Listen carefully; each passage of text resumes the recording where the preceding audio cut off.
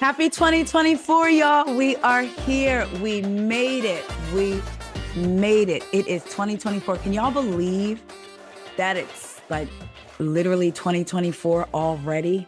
I remember celebrating 2023. I'm sure we could all probably say that. The years seem to move faster. I've heard the saying that when you're younger, the years seem to move slow, but as you get older, the years seem to move faster. And I swear this year just flew by, but I am grateful for so many things that happened to me in 2023. I didn't do end of the year wrap up because y'all know I was out in the streets working. But and for those of you that are new to the channel, not working like that because but I'm just so grateful for 2023. Um, the ups, not necessarily the downs, but that's a part of life, right?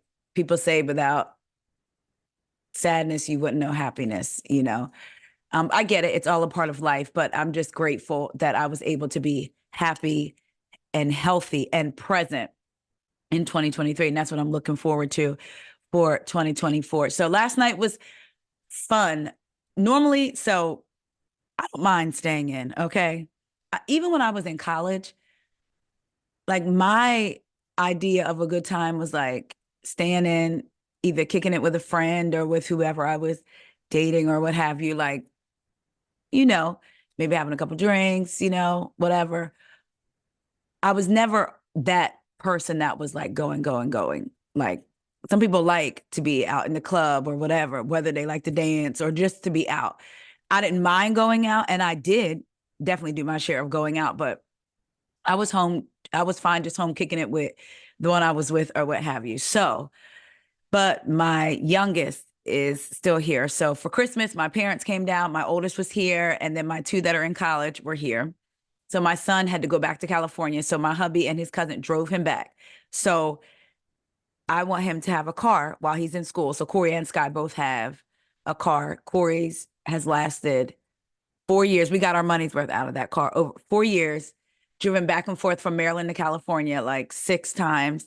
And then it died in September. So since my youngest doesn't have her car on campus where she goes, she is a good little sister and said that he could take her car back. So he flew in for Christmas. He only got to stay like 10 days because at his school, if you take an interim, is that or interterm, whatever it's called, that class is free.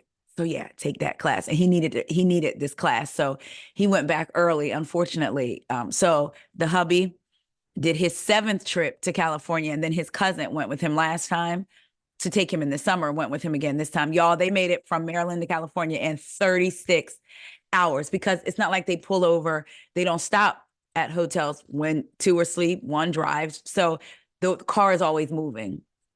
So anyway, so he's in California. He was doing his thing New Year's Eve. My oldest is in Jersey doing her thing. So my youngest, she has a really good friend since middle school. They go to different colleges, but of course, when they're both home, they meet up or whatever. She came over. It's a tradition, and she wanted to go down to downtown Baltimore. And I wasn't really feeling good at first, so I had taken some Alka-Seltzer. But we went. We really had a good time, and I'll tell you, I'm definitely want to make sure that I'm focused and present and tuned in for 2024. Like I felt like I was in 2023, like finding out stuff about myself in 2023 that I was like, oh, wow, I didn't even realize. Like I had a lot of anxious moments or I did this. So 2024 is about making sure that I am happy, healthy, and whole in mind, body, spirit, mental health, all that. So last night when we were downtown walking, it was like all of a sudden I got this feeling. I can't even describe it. It was like in my stomach. And it was like, I went from being excited about 2024 to being like, is it going to be the same thing? Am I just going to be working, working, working, doing the podcast, doing videos, but not really feeling the movement like I want? And it happened in minutes. We were literally downtown walking at the harbor. And my husband didn't know. My daughter, of course, and her friend didn't know. But I can't describe the feeling I felt in my stomach. And I was like, is it going to be the same again? I just want it for like career rise and stuff, like just so much different. And it was as I was feeling this feeling, we were walking past this little girl, and I assumed who were her parents. And a song was playing because they had like live music out there, but then also had a DJ. And she was dancing, and she was just dancing like so carefree. And her mom, who I'm assuming is her mom, was dancing, and her dad was dancing. And I felt like I was still trying to fight through that feeling. And I'm even like saying prayers, like, I don't like, what is this feeling? In my head, I'm saying it because I don't want, my husband or my daughter or her friend to know that I'm feeling. I mean, like, because like I said, it just happened in a moment. And then it was like I was taking deep breaths and just like, no, greater is coming. You just got to keep working. And I find for me, it's easy to wake up and feel good mentally and feel good in your body. And you're like, I'm gonna make sure my podcasts are scheduled early, send out all my emails for guests. And now that I'm doing YouTube, I gotta do these videos. I'm gonna pull myself off the road and do these videos, what have you. It's easy in moments, even if you're tired, it's still easy. But in moments when you feel like you don't know if what you're doing is really working, for me, that's when it's harder to keep going. So just feeling like that or whatever. And then I was like, no, like you're not, it's okay. This is how you feel. But no, discipline plays a factor in too. Because when you feel those moments, you have to fight, you have to be disciplined. It's not about motivation. Anybody can get motivation and people can motivate you. But do you have discipline? Are you consistent? And so I was thinking all these thoughts and still taking my deep breaths in through my nose, out through my mouth. And just like, and for me, you believe, everybody believes in something different. And I just said, God, I just trust you that everything I want for me and for my family is going to come to pass. I'm like saying this in my head. And we're walking and we're walking. And then we came upon this guy who was one of the entertainers out there. He was rapping. He was pretty good. And he was doing Wu-Tang Clan. He was doing some of their covers. He said they don't normally do covers, but they did. And then it was like the energy of everybody being out there. It was like something just lifted. Like I just felt so much better and so much more optimistic about the creative space. That's what I should say. Because the other areas like marriage, all that stuff are good. You know what I mean? So I'm like, I need, not that you need more, but for me, yes, I'm married, but I'm also my own person with my own thoughts and needs and wants and dreams and goals, right? But just being out there with the energy and everybody, and my husband, and we're dancing and the kids are dancing and we're just having a good time. And then it dawned on me too, not that it just dawned on me, but actually how good life is, no matter what, no matter that you got two kids in college, you know what I mean? We're our second year living in a house that we love. Expenses have gone up, of course, because you're in a house now and you got other things, but like literally, I can go stay away somewhere, but when I'm come home, I'm glad to be home because I love my house.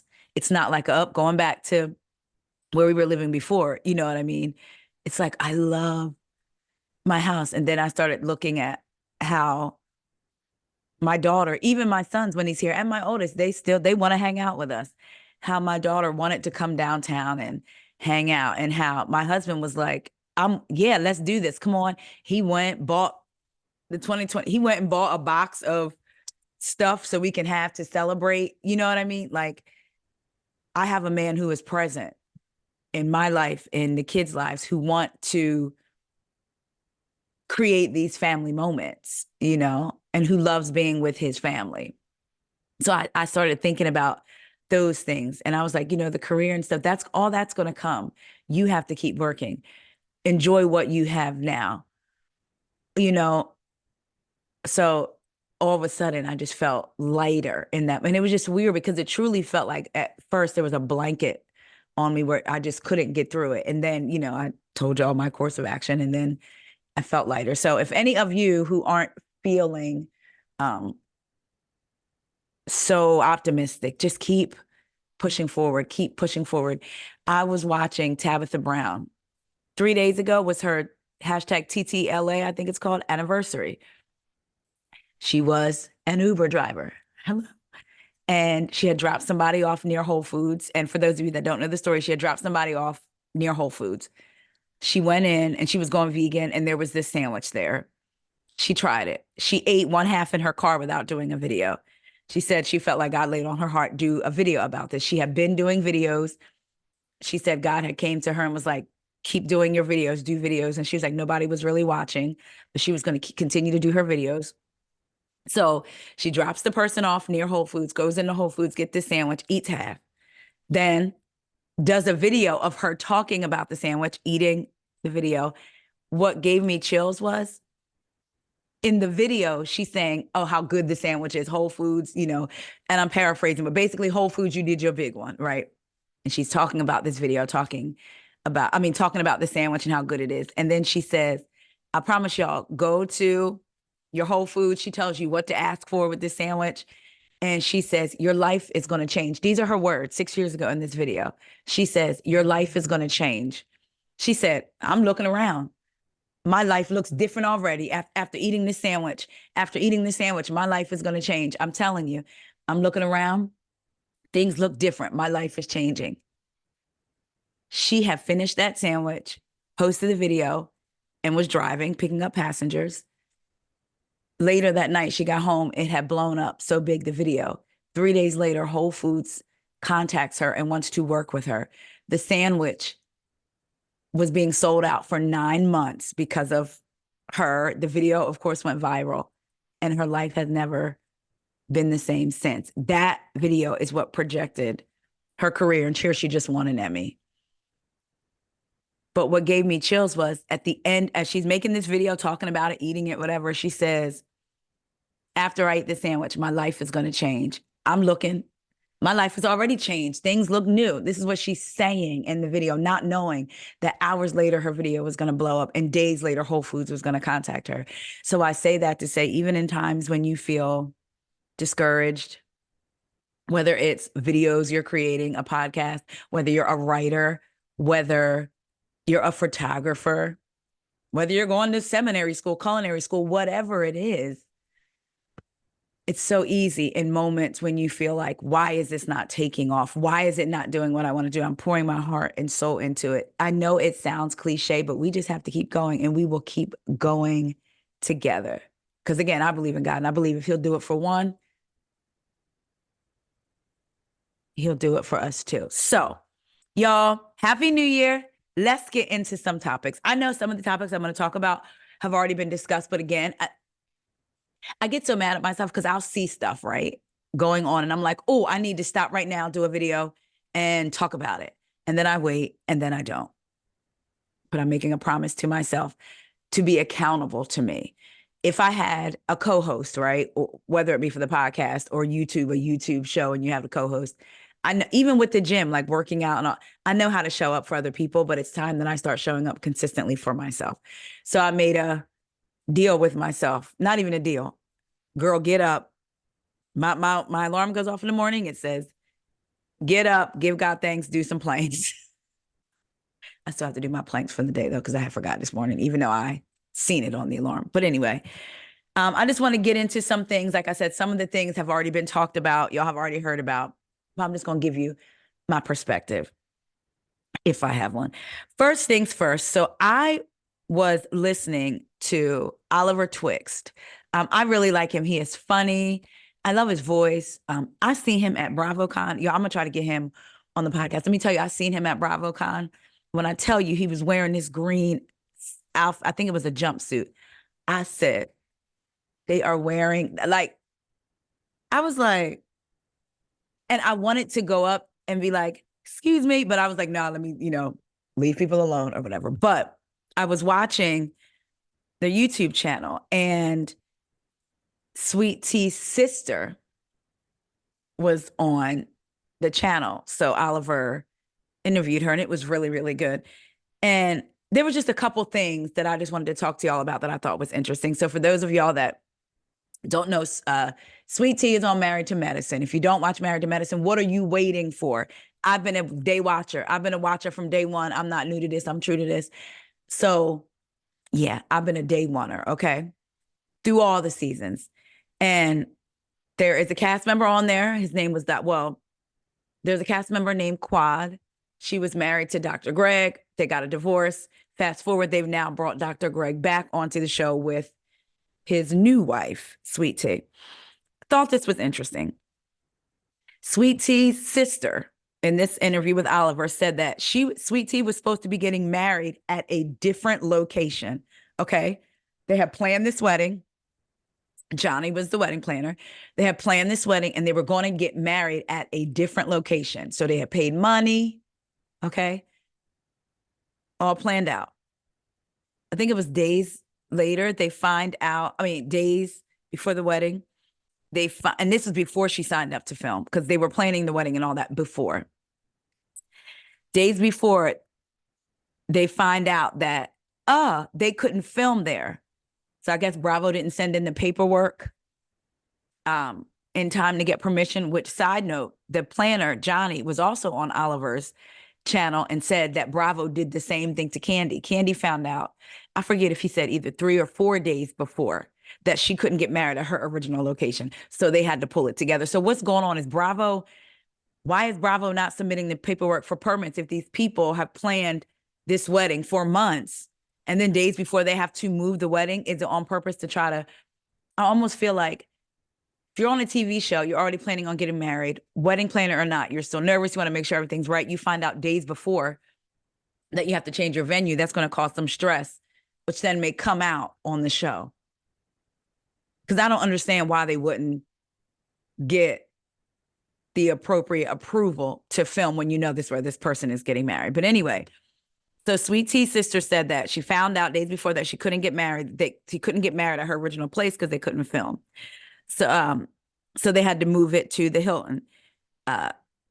Sweet Tea was assured that the cost would be taken care of because I don't know if it was because they had to pay to have it.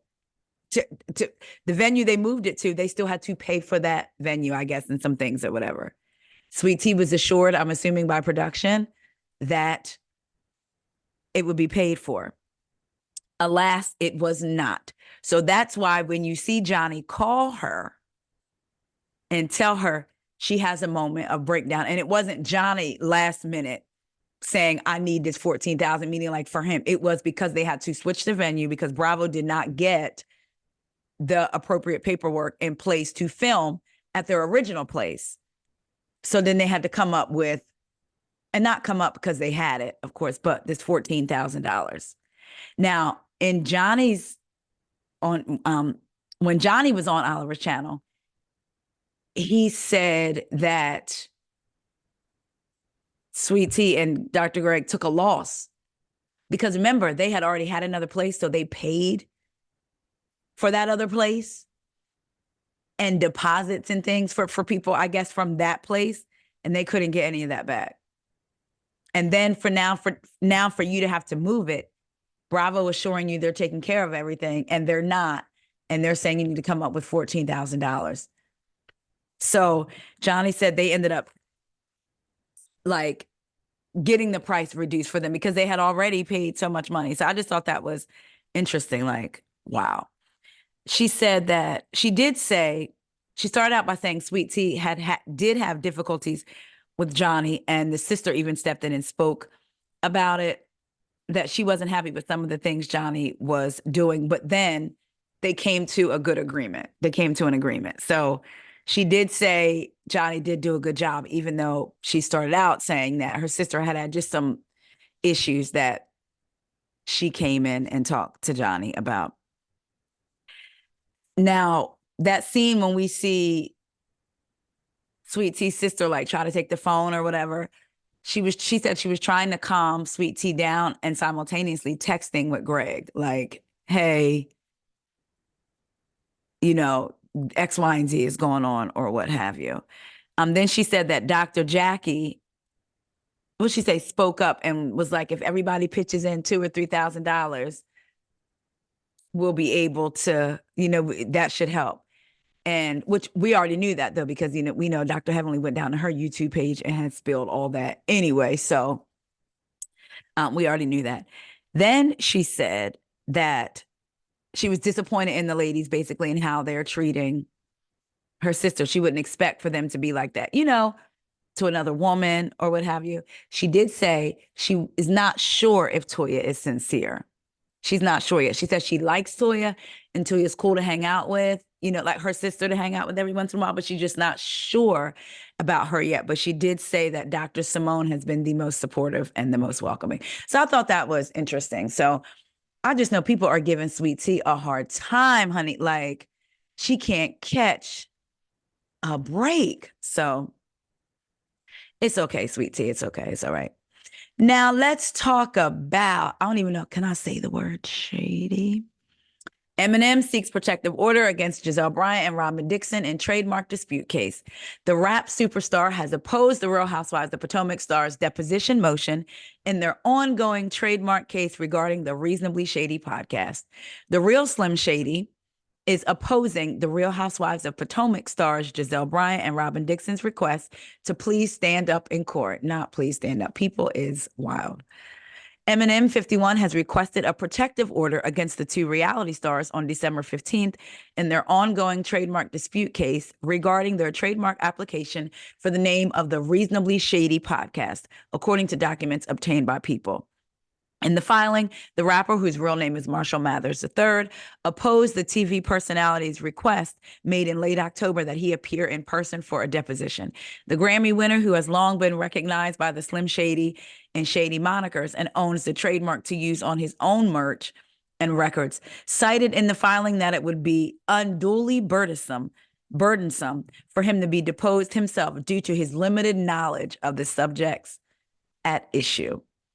Because of that, the filing offered three other names, including the rapper's longtime manager, Paul Rosenberg, who have superior knowledge to Mathers on the relevant topics and are able to appear at the deposition in his absence. The documents also argued that the motion filed by Gizelle, 53, why did they do ages? And Robyn, was premature and procedurally improper, as they have yet to serve Eminem, who first opposed their trademark application back in February 2023. That's crazy. It's almost a year later. Eminem's lawyer did not immediately return People's request for comment. Gizelle and Robyn's attorney, Andrea Evans, shared a statement with People about their recent motion for deposition. It seems obvious to us that if you file a lawsuit, you should be made available to be deposed. Stating that their team would like to question Eminem at least about his use of expression Slim Shady and Shady. It's unclear to us that Eminem can be the owner of the trademarks and file this suit against our clients, but he will not make himself available to be deposed. According to Eminem's recent filing, his personal manager and business partner, Rosenberg, whom he has worked with since 1997, is willing to be deposed due to his firsthand knowledge of Eminem and his shady marks. It was under Rosenberg's direction that Eminem registered shady marks associated in this case, the documents read. The filing also states that Eminem is removed from the daily activities and details that compromise the use and promotion of his shady marks, even though he is listed as owner and signatory of the asserted trademark registrations. So this is an ongoing thing. It seems like a lot of money. I don't know. I wonder if the money they're spending is worth it. And would it be in their financial best interest to consider changing the name, even though they don't want to, even though people associate the two words Reasonably Shady with them? I don't know. It just seems, this has been going on, for a year? I can't imagine the money that they're spending. And then is it going to come down to them not being able to use the name at all? Who knows? So we'll see. We'll be paying attention and watching and seeing what's happening. Maybe, I don't know. Down in the P. Let's talk about what's going down in the P. Real Housewife of Potomac's Mia Thornton goes Instagram official with new boyfriend and hints at 2024 wedding date. The Bravo star announced her separation from her husband of 11 years, Gordon Thornton, in September. Mia seemingly has big plans for 2024. The Real Housewives of Potomac star on Sunday went Instagram official with her new boyfriend, sharing a photo to her social media. Sorry, y'all, I got a whole bunch of stuff going on. social media page that was snapped as the two posed in a loving embrace. And in her caption, she hinted that a wedding might be in their future, writing 444. Then hashtag 2024. Let's go, she said, adding hashtag 2024 in the caption. Now, listen, I know Mia's not getting married on a Thursday and on my birthday because I am 4-4. I'm waiting. You know what, y'all? I'm sitting back waiting for when Mia is asked about this for her to say, I didn't say I was engaged. I didn't say I was married. It's a special day to us because we met on that day, or that's the day we're getting engaged. She's going to come up with something because we know that Mia likes to get creative with the truth. While Mia did not name her mystery man, her co-stars were quick to praise the pair. The hardest soft launch, wrote Miss Darby, while Gizelle gushed, okay, 2024 coming in hot. In the picture, Mia wore a sparkling diamond on that finger, the same one that she was seen wearing at BravoCon 2023 in November. Yes, and it's interesting because someone asked her, was she serious? And at first she said yes. Then later on, she was like, she'd be out in the streets. Like out and like, I guess like the relationship streets. And Gizelle called her, because I was there at the panel, Gizelle called her out on it. And then that was the time when she was like, basically, Mia's story is always changing. In other words, she'd be lying, but that's why we love her. But anyway, so yeah, she was with someone then in the streets, but then not in the streets at BravoCon, all in a matter of an hour or so. So we shall see. The ring is not an engagement ring, Mia told Andy on Watch What Happens Live in December, but it's a symbol to show that I'm committed. So if y'all have seen the picture, Mia has her legs wrapped around, well, one of her legs wrapped around the back of this gentleman. So the internet has done its due diligence and they have found the man, and he's a DJ. I said, I know Mia is home singing like, last night a DJ saved my life. Go DJ, that's my DJ. Like, you just know she is living her best life. So we'll see what happens. She definitely is making sure that she comes back for season 4. I do believe that's what Mia has done every season since her first. I truly believe that if you pay attention to her social media and the way she words things, I believe Mia is trying to make sure that she secures a spot for the next season. So we'll see. We shall see. What do y'all think about Mia? I don't know. Stunts and shows. I'm just gonna, you know what? I said I was gonna reach out to Mia and be like, come on the podcast just so I can kiki, because I'm just gonna laugh. Like, because you don't even know if what she's saying is true. But anyway, congratulations on your commitment. That's what I'm gonna say.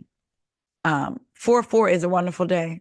It is, like I said, it's the day of my birth, so it's a good day. But her getting married, child, please. Let's talk about Kroy and Kim. Kroy Biermann gave kids gift of time for Christmas. Buying stuff was all Kim Zolciak. And this is according to page 6. Kroy Biermann gave his kids the gift of time for Christmas, while his estranged wife, Kim Zolciak, opted for material items. Kim offered the children material stuff. Kroy opted for creating Christmas memories. Biermann's attorney, Marlis A. Bergstrom, tells page 6 in a statement.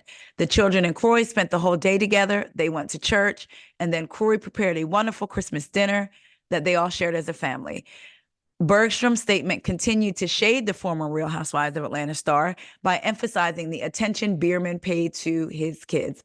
All except Kim, who, after the children opened their presents, spent the rest of the day in her living space. Let me read that again.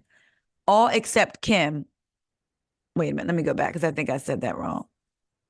Yeah, okay, no, so they say all except Kim, who, after the children opened their presents, spent the rest of the day in her living space in the basement of the couple's home. So I guess they're trying to say they all spent time together except for Kim, who, after the kids opened their gifts, she went down into her living quarters. Multiple outlets reported earlier this week that the former Atlanta Falcons player and Kim's sold more of their belongings to afford presents for their 4 kids they share together. Kroy Jr., aka KJ, 12, Cash 11, and twins Kaya and Kane 10. Kim also has daughters Brielle 26 and Ariana 22 from a previous relationship, and Kroy has adopted those 2. It was the first Christmas Kroy and Kim have spent together since retired athlete filed for divorce for the second time amid their severe financial woes. The first they spent together, but it's not like it's been years. It just happened this last year. Anyway, the former Bravo celebrity has turned to selling the family's designer duds on multiple occasions to address their mounting debt. Just a couple of weeks ago, Kim launched a new Instagram account to sell some of Biermann's clothing and luggage. And remember, over the summer, she was selling some of her oldest daughter's stuff, Brielle, without telling her. So I just they're now at the point, and I'm wondering, are they getting paid for these stories? Because to go to page 6 and be like, and for Kroy's lawyer to be speaking on his behalf, Kim bought presents, but my client gave the kids a gift of their time. Like, are y'all getting paid off of these stories? Because that's not like groundbreaking. You know what I mean? Like, why even come to page 6 with that? Anyway, God bless those children. That's who everybody needs to be concerned about, the kids. Like, we hope the kids are okay because they're doing a lot. That's all I'm really going to talk about for now. I'm saying that but that's all that I have for now. But I will be back tomorrow. I know that they're all coming back this week, but I still wanted to do a Salt Lake City recap and a Beverly Hills recap and Miami. I feel for Miami and the ratings. I feel like for their sake, maybe they should go back on Peacock. It just seems different now that it's not the quality of the show, not what they're giving us, but is it the cinematography a little different? Like, I don't know, but it just felt, I don't know, like something to look forward to on Peacock. Like, oh yes, this is coming. I don't know, but I need to get caught up on Miami. I love Miami. Dr. Nicole, Gertie, I love those ladies. I'm not even minding. I don't know what's happening. Alexia as much. I keep wanting to say Alexa. It's Alexia. But anyway, I'm excited to see what our housewives are going to bring us, what Salt Lake City is going to bring us, and what the season finale, and then the reunion. And normally I'm not one for a reunion. I'm going to tell you this. If Monica is behind that Instagram, I will just say this. I remember getting sent stuff from that Instagram account, stuff that had not come out yet, that eventually came out. So it had to be somebody clearly who had a firsthand, I'm thinking, account. Because when I'm some of the stuff that I was sent, I was like, and I never spoke on it like on the podcast because I was like, how do I know this is true? It all ended up being true. So if Monica is behind that, hey girl, hey, that's wild. Will it be a first for a housewife to, well, I guess she won't reveal it, right? Heather's supposedly getting a heads up that it's her. So we'll see. I don't know. We'll see what's going on, but I'm looking forward to Salt Lake City. Beverly Hills is giving, and Miami is giving. So y'all, please go and watch Miami if you have not, because it's definitely giving us something to talk about. Y'all, I will be back tomorrow. I love y'all so much. Thank you so much for your continued support with the podcast, where you can find wherever you listen to your podcast, what else is going on. YouTube, tell a friend, tell your favorite grocer at your favorite grocery store. Y'all know y'all got people in y'all stores. I know I do. I've been going to the stores around my area for a minute now, so they know who I am. So tell a friend, tell someone. But